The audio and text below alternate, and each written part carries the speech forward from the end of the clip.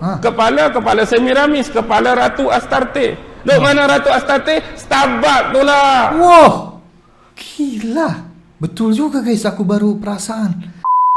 Amalatku sebalona hijau dor, hatiku sangat terkacau. Balutku tinggal ku pegang erat-erat. Halo, assalamualaikum warahmatullahi wabarakatuh. Kembali lagi di Indoriek TV.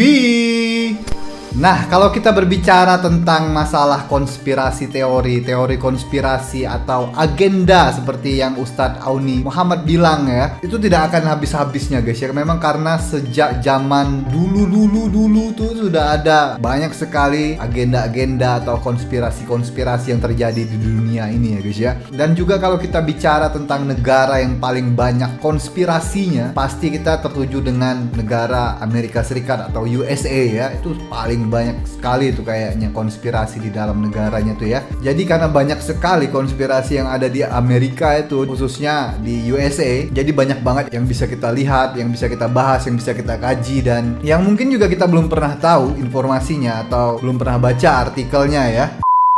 Jadi di video kali ini kita akan lihat lagi guys pembahasan atau kajian tentang konspirasi teori yang ada di USA, yaitu adalah tentang patung Liberty. Yang katanya sih aku memang pernah baca di artikel mana gitu ya. Jadi itu adalah salah satu bentuk simbol yang diberikan oleh Prancis untuk Amerika, yang untuk mengenang Dewi Matahari atau Dewi Athena atau Dewi apa gitu ya. Sampai sekarang menjadi ikon di USA ya guys ya. Jadi ya kita akan lihat video yang satu ini dari Ustadz Auni Muhammad. Ini dia videonya. Nah ini ya, rahasia besar di sebalik Statue of Liberty yang ramai orang tak tahu. Ustadz Auni Muhammad. Ini 9 Juli 2021, baru banget ini di-upload ya di Taman Surga Awak Channel. Nah, kita akan lihat bagaimana penjelasan dari Ustadz Auni Muhammad tentang pasal satu ini, benda satu ini ya. Karena aku juga kemarin tuh masih simpang siur sih sebenarnya. Kurang lengkap informasi yang aku baca di artikel, dan aku juga pengen kalau teori-teori ini didasarkan oleh pandangan-pandangan ulama, pandangan-pandangan ustadz, supaya kita nggak tersesat di jalan hitam ya guys, yang kelam. So, kita akan lihat video yang satu ini. Tapi sebelumnya, untuk kalian yang tertinggal atau terlewatkan atau belum nonton reaction aku sebelumnya, kalian hanya perlu cek description box di bawah, itu sudah ada link playlist lengkapnya. Dan gak cuma konspirasi teori dari Ustadz Auni Muhammad yang ada di playlist itu, juga ada ustadz-ustadz yang lawak guys. Jadi kalian bisa nonton di sana, tinggal klik ya guys ya. So, langsung aja kita lihat video yang satu ini dari Ustadz Auni Muhammad. Yuk. Indoriek. Oke. Ini menarik juga ini guys. Penjelasannya ini pasti menarik ini. Kajiannya pasti menarik ini. Dan begitu juga Illuminati ditubuhkan pada siapa yang tubuhkan Illuminati? Adam Weishaupt. Di mana? In Stuttgart, Jerman, Bavaria. Jerman. 1 hari bulan Mei 1776 Illuminati ditubuhkan. 1 Mei 1776, dan hari itu kita diberi cuti. Fahamkah kita untuk siapa kita bekerja sekarang? Nah, ini dia. Kemarin kita sudah lihat ya videonya tentang tanggal 1 Mei itu. Kalau kalian belum nonton, aku sudah buat videonya. Silahkan cek aja di YouTube aku ya. Itu tentang tanggal 1 Mei yang berhubungan langsung, berkaitan langsung dengan Illuminati guys. Tapi tak apalah, cuti kan? Cuti lah, cuti. Lepas tu dia bergabung dengan Freemason. Bila bergabung dengan Freemason, memang agenda mereka sama, tapi perancangan dan pelaksanaan berbeza. Akibatnya penggabungan ini melahirkan apa yang dikatakan sebagai 8F. Oh, 8F ini apa tahu lagi? Tahu 8F itu apa? Nggak tahu aku. F yang pertama faith, kepercayaan dan akidah. Mereka akan kikis ini daripada orang-orang Islam. Ini agendanya guys. Kikis akidah. Rosakkan agama Islam. Sebab dia tahu bahawa Nabi Isa akan turun dan bunuh siapa? Bunuh Dajjal. Jadi sebelum Dajjal kena bunuh, dia siap-siap bunuh Nabi Isa. Dia ingat Nabi Isa dah kena bunuh dulu. Sebab dia dah baca Taurat, dia dah baca Injil, akan bunuh Dajjal Nabi Isa. Yahudi ni buat perancangan campur dengan Maharaja Rom zaman Palestin Byzantine Timur, bunuh Nabi Isa. Oh, dia ingat dia bunuh Nabi Isa tu, Nabi Isa tak turun dah lah. Tapi dia tahu tu cuma pembohongan, nak tipu. Lalu dia tukarlah akidah orang Kristian masa ni. Daripada 1 Masihi sampai 325 Masihi, akidah Kristian masih lagi tulen, tak ada lagi unsur-unsur anak Tuhan atau Trinity. Oh gitu guys ya. Dulu belum ada konsep Trinity, ternyata ya masih Injilnya masih pure gitu, masih murni, masih satu Tuhan mungkin ya. Nah itu aku juga belum tahu tuh guys. Ini menarik juga ini kalau Ustadz ini menjelaskan tentang Trinity ya. Selepas persidangan Nisia, Konsili Nisia 325 Masihi, baru ditetapkan 4 Injil hak mereka guna pakai hari ini. Injil John, Injil Mark, Injil Luke dan Injil Matthew. Oh gitu. Dan guys, hari itu jugalah Maharaja Konstantin mengumumkan akidah baru bagi Kristian selepas persidangan Konsili Nisia, Trinity, dan kena menganggap Isa itu anak Tuhan. Oh gitu. Kenapa sampai beratus tahun baru bertukar Isa anak Tuhan, sedangkan sebelum ni tak ada masalah? Nampak tak? Agenda Dia punya Yahudi. permainan. Iya. Jadi hari ini orang-orang Kristian tertipu dengan akidah ini.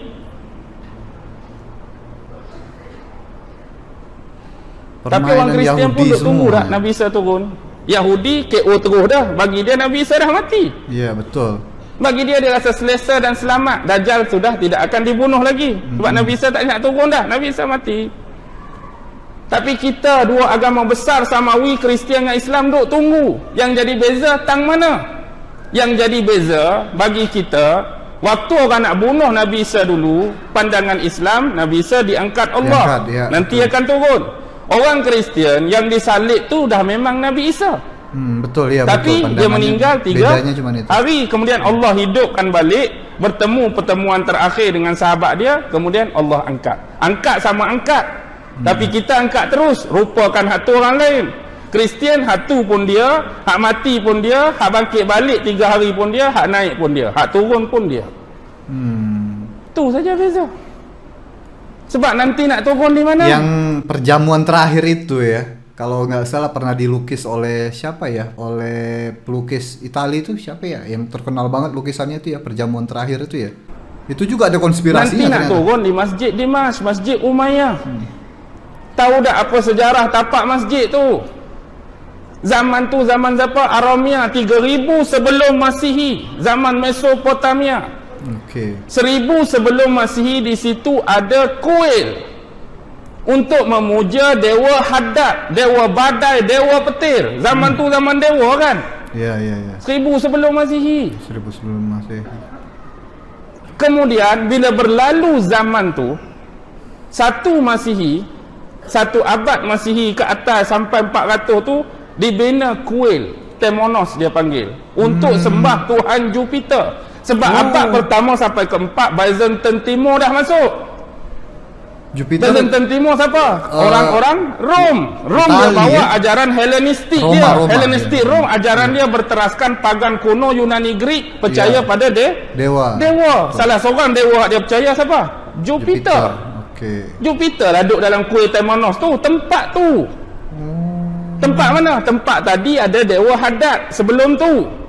Kuil tu runtuh, bangun kuil Temonos, sembah Tuhan Jupiter. Dia banyak lagi dewa dia, 12 tu lah. Apollo pun dia. Ya, Apollo, Zeus, terus Athena, terus apa lagi? Poseidon ya, banyak lah ya. Zeus pun dia, Hercules pun dia, Hercules. Athena pun dia, Saturn pun dia, Jupiter pun dia, Hades pun dia, Poseidon pun dia. Segala makneka dewa. Tapi salah satu Jupiter, sembah situ. Sampailah masuk ke-4 Masihi, abad ke-4 Masihi.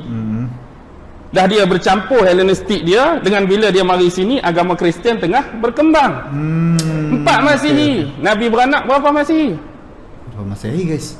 Nabi berapa? 20 April 570. Nabi beranak 20 April 571. Tak beranak lagi. Ni baru abad keempat, 400 lebih. Maknanya agama Kristian tengah naik. Campur dengan Hellenistik tadi, mereka pun menganut Tapi menganut pun agama pagan Yunani kuno campur Rom mereka digarap.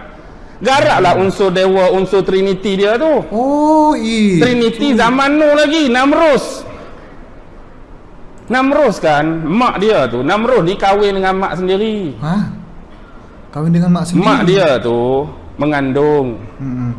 Konon-kononnya tak ada lelaki yang membuntingkan dia, mengandungkan dia. Dia kata dia mengandung sendiri. Wanita ajaib dia kayak dakwa. Maryam ya. Bila dia mengandung, beranak kepada siapa? Namrus. Okey. Namrus tu anak, tapi bila Namrus besar, Namrus tampan, Namrus kacak. Jadi bila orang-orang perempuan nak dekati Namrus, mak dia pun cemburu. Wih. Pada duk dapat orang lain, dia kahwin dengan Namrus. Kahwin dengan Namrus mak kahwin sendiri. dengan mak dia. Jadi otomatik dia tu anak, dia tu suami. Lepas tu Namrus meninggal. Bila Namrus meninggal, sedihlah kawan ni.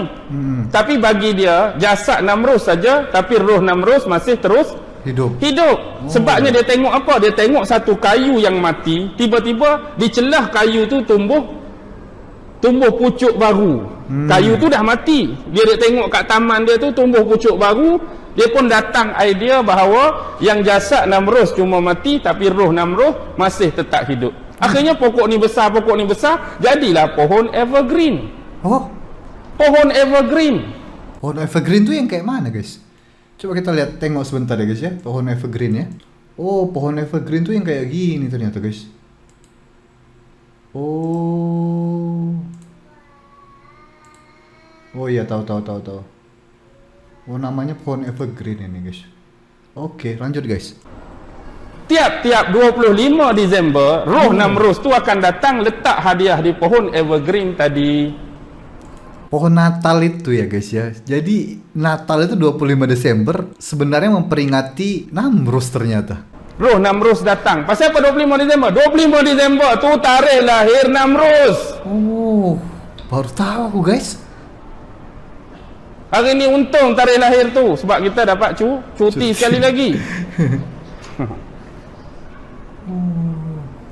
Jadi Namrus bawa hadiah. Hari ni tukar watak tu jadi Santa Claus. Sebab tu ada kartun. Budak tanya, Pakcik Santa ni mitos, Pakcik Santa legend, tapi pasal apa? Ayat-ayat dalam Injil, ayat-ayat dalam Bible, ada satu pun cerita pasal Pakcik Santa. Nggak ada. Santa itu kayaknya itu memang budaya, kayak budaya yang sudah dijadikan seperti agama gitu kan ya. Tapi memang Santa itu nggak ada, di dalam Injil itu nggak ada Santa Claus itu, guys. Tapi aku juga baru tahu kalau Santa Claus dan tanggal 25 Desember tadi yang seperti dijelaskan oleh Ustadz Auni tadi. Ini pandangan Ustadz Auni ya, guys ya. Adalah tarikhnya Raja Namrus tadi. Sadar kita sudah diarahkan ke sana, kita makan di sana, kita minum di sana. Menurut kalian gimana, guys? Apa is okay aja kita masuk ke sana, atau kalian lebih suka menghindari masuk ke dalam tempat-tempat yang mungkin ada kaitannya dengan yang seperti dijelaskan Ustadz ini, guys? Komentar di bawah, guys. Simbol dia, lambang dia ada di mana-mana. Dan kalau kita tengok tradisi lain di Asia, Saibal dengan Dayos, benda sama. Di India, Dewi Dewika mengandung suci juga, dapat anak Dewa Krishna. Mana Dewa Krishna? Kalau Dewa Siva hak bersila Trisula mata tiga, ulak senduk, tu Siva. Kalau hak bulatan macam joget tu Vishnu. Kalau Krishna hak mana? Oh, Krishna tu yang pakai seruling. Dia tiup Seruling ya. seruling. Kalau hak kepala gajah, Itu Aku Ganesha. adik-beradik dia hak okey, Subramaniam. Banyak lagi Tuhan-Tuhan dia, Iswara, Kubera. Hanuman. Lepas tu hak kepala monyet tu Hanuman. Hak ni. Tapi falsafah dia cukup. Kita ada guru kawan-kawan, kita tanya apa makna ni? Oh, dia kata makna dia cukup tersirat. Sebenarnya nak bagi tahu beza antara peniup dan suara yang ditiup.